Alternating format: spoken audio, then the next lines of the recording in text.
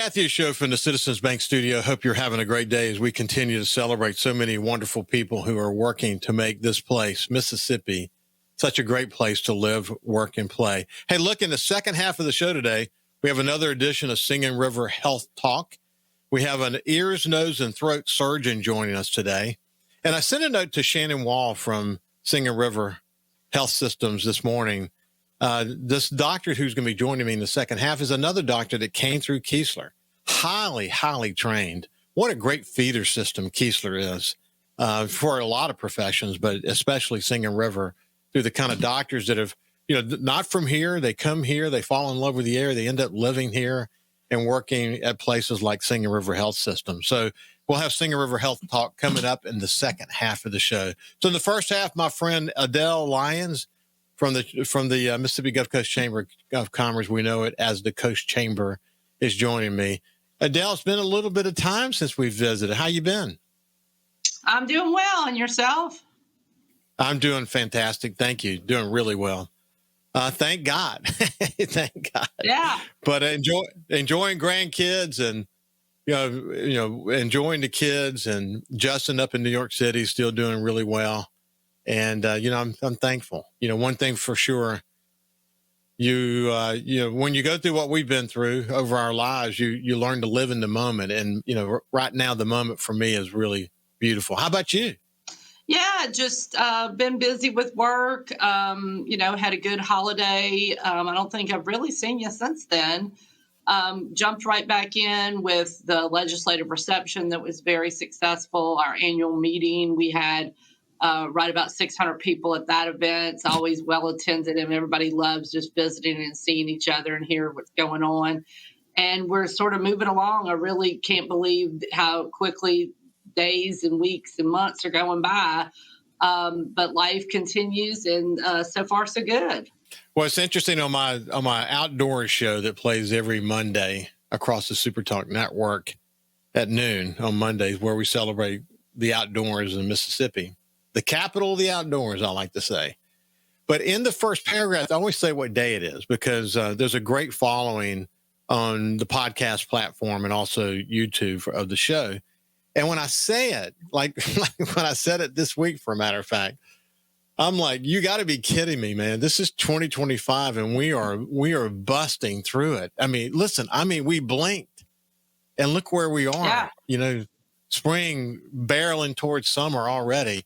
Time absolutely flies. It always has, but it seems like it's flying faster these days, doesn't it? Yeah, I can't believe we've ended the first quarter. We're well into April.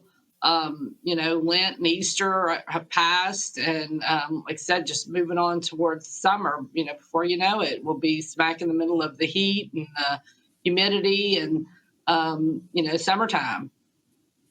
Well, looking back on Easter, incidentally, Ann and I, as you well know, go to St. Michael's. That's where I became a Catholic, and that's where we were married. And so much of Ann's family history has played out in that wonderful place. And it has withstood so many storms over the years. What a testament to resilience that beautiful place is. But as I sit in there and look at that stained glass window with that, the fish net and the way, it's literally a work of art. I see in every panel, I see something in every panel every week as the fish net symbolically sends the message that it's lifting all of us in the congregation together as one. It's just beautiful. Easter service for me is special. It's a terrific opportunity for us all to reflect on our Catholic faith and to look at each other. I have never seen that many people in St. Michael's in a Sunday. Wow. It may have been a record. It took nearly 30 minutes to finish the Eucharist. It's amazing to me. Wow. How that church draws people, but it's a beautiful place, isn't it? Oh, it is. And, so many churches on the coast. Nativity is such a traditional type church and cathedral with the Rosetta windows similar to that you would see, in Paris at Notre Dame. Just great architecture there, completely different than St. Michael's. but really the same feel when you're in both of those churches. Just Yeah. humbling and just beautiful, very peaceful, very calming. Yeah. Yeah, for sure, man. It's a special time of the year. So the chamber, you're rocking along. You mentioned the legislative reception. It's amazing that you've had the legislative reception, and now the legislative session is nearly over. It's over officially Right. until the special session is called to get through the budget. We won't call it a crisis. It won't be a crisis unless we get to around July 1st and we haven't got a budget yet. But it's amazing. I think, I know it's not just a Coast Chamber event. It's a collaboration that you helped to organize. Oh, yeah. But it is incredible the way that it's kept that head of steam over all these years, isn't it? Yeah, the only real difference or change was moving to the new trademark when that facility was built, which is only added to that event. This room's just a little nicer, a little bigger, a little better laid out, and then we've also have aligned ourselves with Mississippi Economic Council that their Capital Day is the next day, so it really works out from a lot of folks from the coast that can come up for that reception on Wednesday night, stay over on Thursday, and then head out of town, head back. So instead of making 2 drives to Jackson, so that's really been great. But still, a lot of energy in the room. Lots of folks are there. I'm telling you, standing room only, just packed this year with so many folks. And the committee's really got it down to a science. Mark Loafman with Mississippi Power was the chair this year, and then we'll move on to it rotates, and some fresh blood that's been on that committee the last couple of years. But it's really stayed the course. I remember there was a point in time when I had not missed it in over 20 years. How long have we done it? Oh Lord, don't put me on the spot on that. It's a long time. Oh, it's got to be a good 30 plus years. Yeah. 30. Yeah. I'd have to really look into that to know. Approaching for sure, 40, maybe. It might be. 40. It might be. Yeah. What a great event. What a great way to showcase Coastal Mississippi. And what's interesting, after you guys have the legislative reception every year, and then I meet with legislators on this show, or we communicate back and forth for whatever reason, they always mention it. It is literally a must go to event, because not only will they see the congregation of Coast leadership all at one time, but it's also a flavor of the coast, and they like that. They like this feeling. For them, it's actually the kickoff. Now, you can say party, but let's just say, hospitality moment, the kickoff for the legislative session for the entire state of Mississippi. We kind of own that, don't we? Yes, absolutely. We're always the first Wednesday after the session opens. Sometimes it's been the day the session opens, but it's right there at the beginning. Folks are still fresh. A lot of connections. A lot of the state elected officials are there. Folks from all over Jackson, from different agencies, from the coast. Lots of folks come from the coast for that. The restaurants here in the area do just an unbelievable job with the donations that they make. We have a crew that puts everything together, gets all the stuff there, gets it all set up, gets it decorated, still use kind of a Mardi Gras theme, which is always well received. But I'll tell you, you stand at that door when we open the door, and the doors officially open at 5:30, and folks are waiting in line to get in. And it's just a continuous flow of people for, probably a solid 30 or 45 minutes that people are just, flowing in. And then the number of people that you see and the number of people that you don't see, just because the room's so crowded and so big and people are moving. But always just a huge success for the coast. And the partnership of the chambers, the business community that comes together with, Mississippi Power, as I mentioned, Hancock Whitney, the People's Bank, Community Bank, just That's just talking about the folks who serve on the committee. The sponsors and the folks who donate money is just a long list. I couldn't even start naming all those, but it's really most everybody on the coast that has a business. It just makes sense as well for them to, instead of trying to do some things on your own, come together as a group, and we can put on this great, big, very successful event. If you tried to do that individually, you couldn't pull it off. You couldn't. So what you guys do in addition to that is collaborate with the Jackson County Chamber, the Ocean Springs Chamber, and the Hancock County Chamber, along with the Coast Chamber, to do the One Coast Awards. And that event happened recently. Terrific event. Lot of opportunities to celebrate leadership in Coastal Mississippi. When we get back, we're going to ask Adele to share with us this year's winners. We'll see you after this. Welcome back to the Ricky Matthews Show from the Citizens Bank Studio. We're visiting with my friend Adele Lyons from the Coast Chamber, the Mississippi Gulf Coast Chamber of Commerce. We better know it as Coast Chamber. When Adele and I went to break, we were talking about the collaboration between Jackson County Chamber, Ocean Springs Chamber, Coast Chamber, and Hancock County Chamber of Commerce around the One Coast Awards. And the event just happened, and it was a very successful event. You can tell us a little bit about the event, Adele, and then let's share the list of top 10 under 40. Well, of course, Ricky, as you know, I'm not sure everybody does that. This started many years ago with the Sun Herald doing the awards for the top 10 under 40 and the top 10 community leaders. And then at some point, the chambers stepped in to carry on the event and all joined together so that we would have one coast from state line to state line participating. Breakfast at the Beau Rivage, I think we had 450 people in the room. Folks just want to be there to know, who these folks are and see really what these folks are doing in the community. It's a dual process for nominations. Anybody can nominate someone. They send in their name, information. We send back out to them an application, and the actual nominees themselves fill that back in. We have a judging panel that's anonymous, that scores independently. Then we bring those scores together to come up with those top 10. And it's always just an impressive group of folks.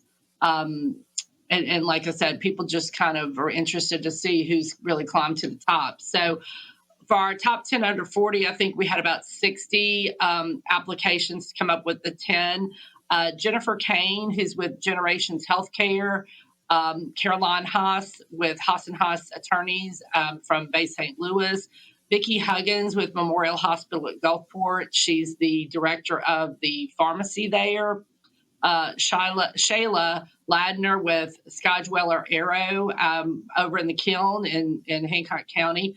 Anna Claire Perrone, who was actually on staff here at the Mississippi Gulf Coast Chamber of Commerce as our Long Beach and our Pass Christian director. Brianna Dubas-Farr with the University of Southern Mississippi Foundation, works here on the coast. Janet Schnurr with WLOX, really involved with our CYP group. Lathan Zimmerman with Carr Allison Attorneys. He's also involved these folks get involved real early in their career, and it's great to see. Dr. Ben Weldon, who's with Ingalls Shipbuilding, and Keith Williams Jr. with Bank Plus. Of course, your son-in-law, and a great guy in his own right, and happy to work with him on our Leadership Gulf Coast program. And then kind of moving into our community leaders, we have Dr. Rachel Butler with Butler Pharmacy.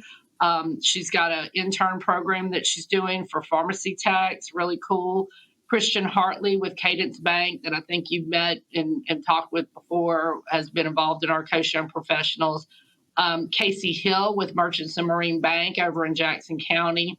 LaWanda Jones with the Mississippi Gulf Coast Chamber of Commerce. She's our Biloxi director and our Military One Coast director.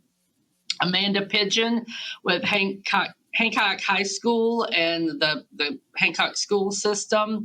Laura Lacoste, she's with the Butch Ocelot Foundation and also as a realtor with Rain Residential. Susan Russell with Singing River Health Systems works in their nursing department. Another Ingalls employee and staff member, Primo Sabatini, one of their vice presidents, known Primo for years, just a great guy who started and worked his way up. Heather Smith with Butler Snow Attorneys, currently the chair of the Hancock County Chamber, and she serves on our chamber board as our attorney. And then Misty Stevenson with Elite Care Home Care Services has also really been involved with the healthcare industry here on the coast. Again, lots of nominees, hard to make those decisions for the judges. They come in and look over the scores and then, really work hard to come to some decisions, looking over those numbers and do the best they can. And it's a job. That is a job because it's a lot to review, a lot of information, but really a great group and with so much energy, and everybody's so motivated in the room when you hear their stories and what they've done in the community. Yeah, what I look forward to, we do this every year, but the winners, starting with the community leaders, we'll start reaching out to them immediately and schedule some shows with those who agree to join me. I hope they do, because, as I used to say to winners, and I know you do, you have done this yourself as well, when you make that call, is you want to hold them up as examples for the community. It's great recognition for sure, but you want them to serve as an example. You want their work, especially the community leaders, especially, you think about their work and their roles, and then their work in the community. You want them to be an inspiration to others. You want others to look at them and say, "Man, I want to become the kind of leader they are."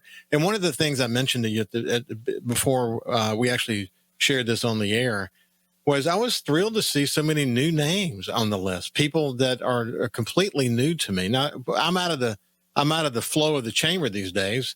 Obviously, I've done 1,500 shows here on since I started this 5 years ago. So I've met a lot of people, but still some of these names are new to me. And that's great to see. I mean, as you say, fresh blood, but if we bring in new people in, that's why the Coast Young Professionals and the leadership programs are so critical, because it's exposing people to the possibilities. And once they sort of get hooked, they're kind of in for life, really, aren't they? Yeah, it's always interesting to me to look at the folks who got the under 40 awards at some point in time and now are back getting a community leader award. Case in point is LaWanda Jones got the top 10 under 40 10 years ago, and now she's being recognized as a community leader. Same with Christian Hartley. She got that under 40 a few years ago and is still active in the community. They're doing their jobs.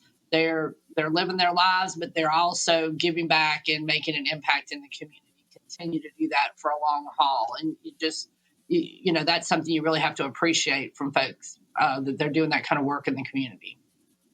Well, look, you know this well, and you and I were shoulder to shoulder in the community for a number of years. But go back to your time at Habitat for Humanity, and then at the Knight Foundation, and other roles, either volunteer or otherwise, that you played along the way. Of course, obviously at the chamber. But it takes a lot of people to make a community like ours tick. They got to be willing to get into the trenches. And I often say on this show that we can never have enough volunteers. We can't. And we can never have enough volunteer leaders. And these leaders, meaning who flex muscles in various organizations. And over time, you get to a position where you can begin to lead these organizations with vision. I think that's one of the things that separate coastal Mississippi aside. I think things like Katrina rush that education for us, and I think we're doing a good job of kind of passing those learnings along. But we can never have enough, can we? We want more. Yeah, I mean, it's always amazing to me. You talked about Coast Young Professionals. Somebody like Gardner Hughes, who is now the chair of that, he started out years ago when Jacavius Pickett was the chair of Coast Young Professionals. He got in, he was very young, very green, just kind of there, attending, taking it all in. Well, now how the roles have shifted, that Jacavius serves as president of the board of the Mississippi Gulf Coast Chamber of Commerce, and Gardner's now, of course, in the role of chair of the Young Professionals. So how you grow and take those steps and move forward. I mean, even talking about Keith, I mean, I remember Keith when he was young, when he and, Tori were dating, and, now he's sitting next to me at a board table for Leadership Gulf Coast as the chair of that board of trustees. So it's kind of cool to see, the young folks. But then it's also interesting to see people that come from other places that really just jump in and get involved in our community very quickly. That they learn about the community, they find where they have a passion or something that's of interest to them, and they jump in as well. And so they may not have that longevity, but boy, they got that passion and they're right up in there. Yeah, it's so important, man. That's what makes a community resilient. It's tapping into all these folks that, especially in difficult times, are willing to come together. But, there doesn't have to be difficult times for there to be needs in the community. And we've got a great, we've got a great slate of nonprofits that work here, people that are in so many different ways working, through nonprofits or even individually to fill gaps and whatever. That's what makes a community resilient. A final word, Adele, before we wind it up for today. Well, I just look back at this list and I look at a company like Sky Dweller Arrow that didn't even exist here in this community, several years ago. And here, not only is the company doing well, but one of their employees has really stepped up in the community. Shayla Ladner, it's just that company wasn't even around. But then you look also, you've got Ingalls Shipbuilding, who's been around forever and been such a mainstay in our economy, and certainly for their involvement. And they've got 2 recipients, an under 40 and a top 10 community leader and a vice president. Who can you imagine that job? That's got to be super busy, so much going on. It's a huge facility, but yet they find time to get involved in the community as well. So there's lots to be said for the folks who continue to have the drive. Yeah, it is, man. There's such an inspiration in that. And not only are they making a difference, but as I've said many times, they're inspiring others to want to get involved. They're an example. And One Coast is the opportunity to hold them up even higher as an example, hopefully inspiring others to step up. So it's been a pleasure to catch up with you, my friend. Yeah, good to see you. Hey to the family, for sure. You bet. Singing River Health Talk after this.